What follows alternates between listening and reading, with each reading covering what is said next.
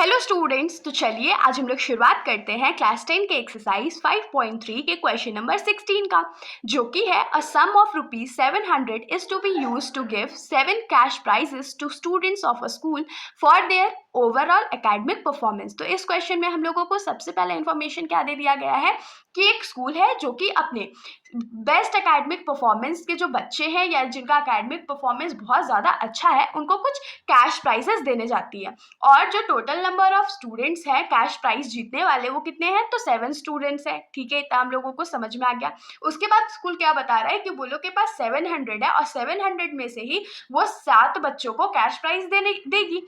अब आगे इस क्वेश्चन में बोला है कि if each price is ₹20 less than it's preceding price, find the value of each of the price. तो इस क्वेश्चन में हम लोगों को क्या बोल दिया कि 700 जो था उसमें से 7 बच्चों को हम लोगों को प्राइज देना भी है, और इसमें एक डिफरेंस हम लोगों को क्या बताया कि जो मतलब मान लीजिए जो एक्स्ट्रा ऑर्डिनरली बहुत अच्छा एकेडमिक परफॉर्मेंस होगा जिसका, उसको थोड़ा ज़्यादा प्राइस मिलेगा, फिर सेकेंड पोजीशन वाले को थोड़ा कम मिलेगा, मतलब ₹20 कम मिलेगा, फिर थर्ड पोजीशन वाले को और ₹20 कम मिलेगा। मतलब कि जो सारे डिफरेंस होने वाले हैं वो ₹20 का डिफरेंस होगा। सबसे ज़्यादा किसको मिलेगा, फर्स्ट पोजीशन वाले को, फिर उससे ₹20 कम सेकेंड पोजीशन वाले को, फिर उससे ₹20 कम थर्ड पोजीशन वाले को। तो होप सो इतना आप लोगों को समझ में आया होगा। तो अब देखिए इसमें ना एक तरह का एपी फॉर्म हो रहा है, तो हम लोग सबसे पहले एपी फॉर्म करेंगे। तो कैसे करेंगे, तो जैसे कि हम लोग लिखेंगे लेट द फर्स्ट प्राइज, जो फर्स्ट प्राइज है उसको हम लोग x मान लेते हैं। तो फर्स्ट प्राइज अगर x है तो the AP formed will be, the AP formed will be, जो हमारा एपी फॉर्म होगा यहाँ से वो क्या फॉर्म हो सकता है, तो अगर पहले बच्चे को x मिला तो नेक्स्ट बच्चे को क्या मिलेगा, x माइनस 20 मिलेगा क्योंकि ₹20 कम मिल रहा है। फिर जो थर्ड बच्चा है उसको क्या मिलेगा, x माइनस 20, तो सेकेंड बच्चे का, तो और फिर उसमें और ₹20 उसको कम मिलेगा, और ऐसे करके ये 7 तक कंटिन्यू होने वाला है।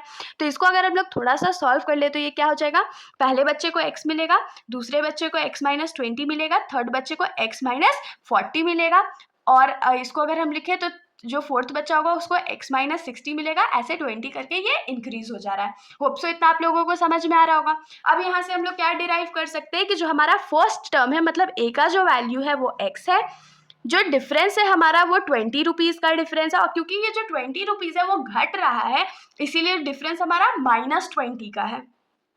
फिर जो हमारा नंबर ऑफ स्टूडेंट्स है वो कितना है, 7 है, और हम लोगों को क्या बोला गया है कि हम लोगों का जो सम ऑफ अमाउंट है वो कितना है, तो ₹700 है। तो यहाँ से हम लोग फटाफट वैल्यू फाइंड कर लेते हैं। तो एस एन का वैल्यू हमारा क्या होता है, n/2 into 2a plus n-1 into D. तो S7 मतलब 7 स्टूडेंट्स है, तो S7 इज इक्वल टू क्या हो जाएगा, 7/2 2 इंटू एक्स, क्योंकि फर्स्ट टर्म तो हमारा x है, प्लस 7-1 इंटू डी हमारा क्या है, तो -20 है। अब S7 का मतलब जो टोटल सम है अमाउंट का वो कितना हो जाएगा, तो 700 हो जाएगा, और ये 7/2 हम लोग इसको अभी ऐसे ही रहने देते हैं। 2 इंटू एक्स क्या हो जाएगा, 2x प्लस 7 में से 1 जाएगा तो 6 बचेगा इंटू -20।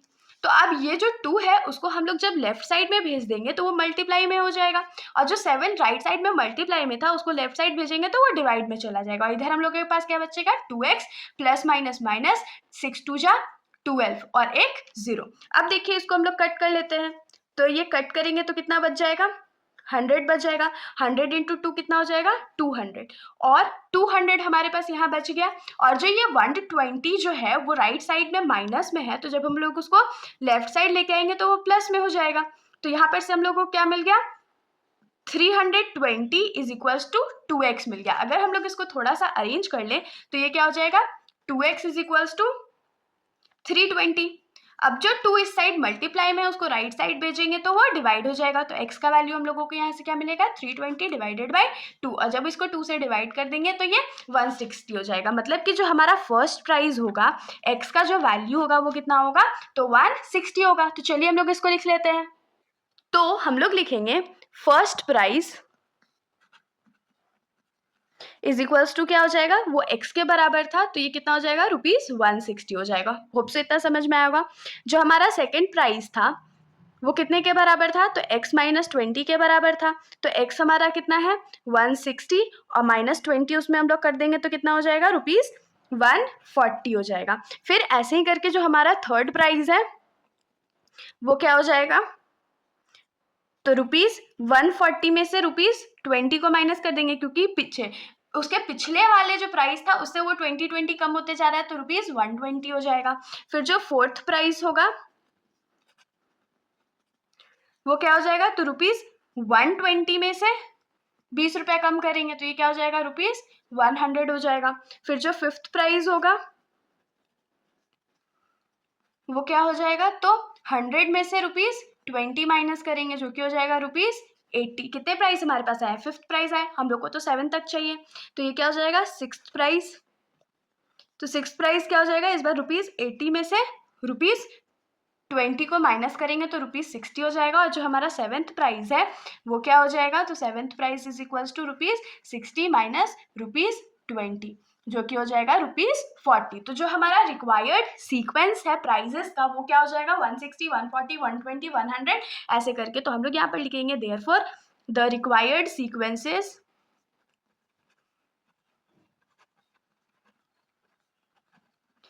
160, 140, 120, 100,